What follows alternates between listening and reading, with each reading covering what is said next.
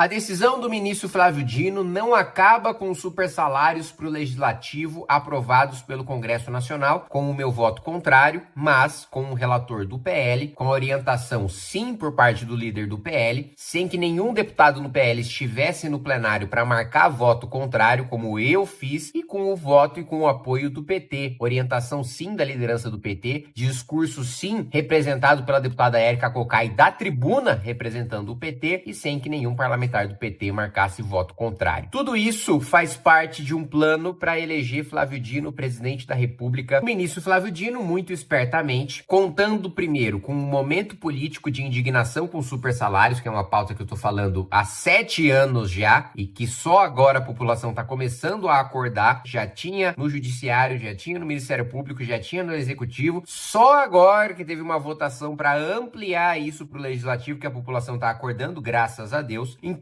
o ministro Flávio Dino, primeiro, aproveitou o momento político. Segundo, aproveitou a ignorância da imprensa e a má fé da militância da esquerda para propagar algo que não é verdade. E terceiro, lança uma decisão que não acaba com a decisão do Congresso Nacional em relação aos supersalários para o Legislativo. Por quê? Eu li a decisão, é uma decisão enxuta de 22 páginas, em sede de uma reclamação. Reclamação é uma ação que você ingressa para preservar a autoridade das decisões do Supremo Tribunal Federal, ou seja, o Supremo tem uma jurisprudência pacífica, um juiz de primeira instância, de segunda instância, do STJ, vai contra a jurisprudência pacífica do Supremo, você entra com uma reclamação para o Supremo mandar que aquela instância inferior obedeça a sua jurisprudência. Então, o primeiro ponto é esse, é uma reclamação que não tem relação com aquilo que foi aprovado pelo Congresso Nacional, mesmo porque não tem como haver ação judicial contra a decisão do Congresso, porque não foi sancionado pelo Lula ainda. E eu ainda digo para vocês, desconfio que o Lula possa vetar essa medida para aumentar a sua popularidade e mais uma vez jogar a culpa nas costas do Congresso malvadão. Quando na realidade, se ele fizer isso, ele vai estar sendo maquiavélico e mau caráter, porque o PT todo votou a favor. Todos os partidos da base do governo, com exceção do PSOL, votaram a favor. O líder do governo votou a favor, porque a votação ela foi simbólica, né? Eu lutei para que ela fosse nominal, mas ela foi simbólica. Na votação simbólica, você não coloca a sua digital e não tem a lista dos nomes dos deputados que votaram a favor e que votaram contra. Como é que você sabe quem votou a favor e quem votou contra? Pela imagem da Câmara dos Deputados quando tem a votação, porque é o seguinte, o presidente diz, todos aqueles que concordam permaneçam como se acham. Quem levanta a mão ou quem pega o microfone para marcar o voto não, é quem votou não. Todos aqueles que permaneceram como se acham, que ficaram parados, ficaram de estátua, votaram sim. Então, na votação no plenário, e eu estava lá, nenhum deputado do PL votou contra, nenhum deputado do PL se manifestou, nenhum deputado do PT se manifestou. Quem se manifestou? E aí, eu posso pedir pro editor colocar aí as imagens, vocês vão ver o exato momento que o presidente fala, tem eu desesperado lá, levantando a mão e pegando o microfone. Em votação, aqueles que forem pela aprovação permaneçam como se acham. Aprovado.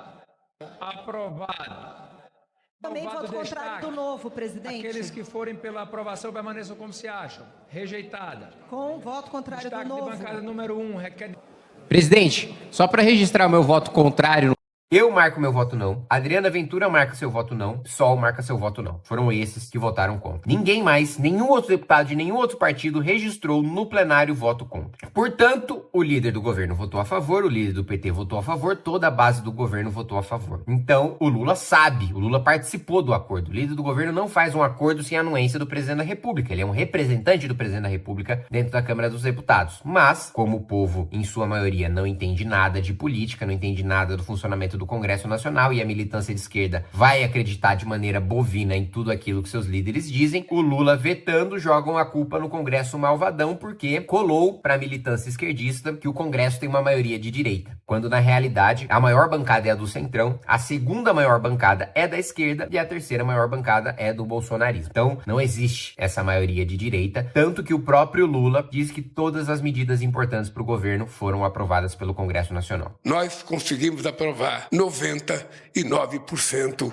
de tudo que o governo mandou de interesse econômico para o Congresso Nacional. Onde entra a decisão do ministro Flávio Dino? O ministro Flávio Dino deu uma decisão dizendo o seguinte: os atos normativos infralegais, ou seja, que não estão previstos em lei, que prevêem penduricalhos, esses precisam ou ser justificados pelas suas autoridades que instituíram, então, justificado pelo Conselho Nacional de Justiça, pelo Conselho Nacional do Ministério Público, pelos tribunais de justiça dos estados, eles vão ser justificados. Se essa justificativa não perdurar, eles vão ser derrubados, mas os penduricalhos instituídos por lei permanecem. E é exatamente o caso daquele criado pelo Congresso Nacional. Então, diferente daquilo que está sendo noticiado pela imprensa e que está sendo defendido pela militância, o ministro Flávio Dino não tomou absolutamente nenhuma atitude em relação à decisão do Congresso Nacional, como nem poderia tomar, porque, como eu disse, só é lei e, portanto, só pode ser objeto de ação judicial depois que o presidente da República sanciona. Então, o ministro Flávio Dino está sendo populista. É óbvio que é bom acabar com o penduricalho criado por decisão administrativa e que o Supremo já deveria ter feito isso há muito tempo e que o ministro Flávio Dino só tá fazendo agora para surfar na onda da indignação contra o supersalário do Legislativo, óbvio, já deveria ter sido derrubado. Agora, isso não acaba com o supersalário e não acaba com a decisão do Congresso Nacional como estão querendo que você acredite, como o Flávio Dino, a imprensa e a militância de esquerda tá querendo fazer você acreditar. Entro num outro elemento. Decisões do Flávio Dino sobre orçamento secreto. O ministro Flávio Dino tomou decisões em relação ao orçamento secreto, supostamente para dar mais transparência. Na prática, o que aconteceu? Ele chamou, e isso está amplamente divulgado pela imprensa, o ministro Flávio Dino chamou uma mesa de negociação com o Legislativo e com, mais especificamente, com o Centrão, a base do governo, e com o Palácio do Planalto. Eles chegaram num acordo e o orçamento secreto continua existindo, só que com alguns parâmetros diferentes. Na realidade, na prática, o que o ministro Flávio Dino fez? O orçamento secreto não tinha o nome de ninguém, não se sabia quem estava indicando, saía genericamente como Congresso Nacional indicando. Agora, ele é assinado por um presidente de comissão ou por um líder partidário, quando na realidade esse orçamento foi indicado por centenas de deputados, ou seja, a gente continua sem saber quem foi o deputado que indicou, quanto indicou e para onde indicou. A gente só tem o nome de um laranja, que é o presidente da comissão, o colegiado da comissão ou o líder partidário, mas a gente não sabe individualmente o deputado que fez essa indicação. Pois bem, qual decisão o ministro Flávio Dino deveria ter tomado? Acabado com o orçamento secreto. Se ele é inconstitucional, não se negocia constitucionalidade. Constitucionalidade não é um projeto de lei que você chama pessoas numa mesa para negociar os termos. Não. É inconstitucional, acabou, derruba. Não segue o princípio da administração pública, da publicidade, da moralidade, tem que ser derrubado pelo Supremo numa canetada, acabou. Porque é papel do Supremo defender a Constituição e os princípios estão na Constituição. Não foi isso que ele fez. Mas ele sai na imprensa como o herói que acabou com o orçamento secreto. Ele não acabou. Ele criou laranjas, na realidade, para fingir que o orçamento deixou de ser secreto. E aí a gente chega na parte final do vídeo. O ministro Flávio Dino está em campanha para ser presidente da República. Não nessa eleição, mas possivelmente na próxima. Porque ele tem tomado decisões, claramente, ele é o único ministro do Supremo que toma decisões para aumentar a sua própria popularidade. Os outros ministros estão um pouco se lixando para a popularidade. Por quê? Porque os outros ministros vão ser ministros do Supremo pro resto da vida. Eles não vão sair na rua pedir voto. O ministro Flávio Dino toma decisões populistas porque está preocupado com a própria imagem, porque nunca deixou de ser político. Continuou sendo político no Supremo e quer utilizar o Supremo como trampolim para ser presidente da República. Recordem esse trecho do vídeo e me cobrem no futuro. O ministro Flávio Dino está utilizando essas decisões para impulsionar sua candidatura à presidência da República. Já vislumbrando que no futuro, sem Lula, porque vamos supor que Deus nos livre, Lula vença a reeleição. Ou mesmo que o Lula perca essa eleição. A próxima eleição ele não disputa. Seja porque vai estar muito velho, seja porque não pode disputar a reeleição. Vai ficar um vácuo, um caos na esquerda, que eu já fiz vários vídeos falando sobre isso. O ministro Flávio Dino vem e ocupa esse vácuo. Então, meus amigos, não se enganem. Tanto que toda a publicação que você vê na imprensa falando sobre decisão de Flávio Dino, você vê imediatamente a militância da esquerda falando: ah, tinha que ser nosso presidente, blá, blá, blá, blá. Então, assim, não se deixe enganar. A decisão do Flávio Dino não acaba com os supersalários, não mexe em nada com a proposta aprovada pelo Congresso Nacional e tem como único objetivo elegê-lo presidente da República.